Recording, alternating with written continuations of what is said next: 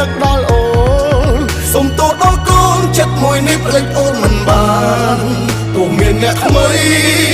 លោកប៉ុណ្ណាចិត្តនៅជាប់តានភ្លេចមិនទាន់បានឈឺណាស់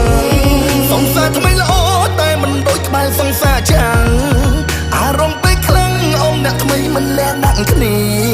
ច្រមកជាប់ធ្វើតែបេះដូងបែរនឹកពុំងារឬក៏ខ្ញុំជាមនុស្សអាត្មានិយម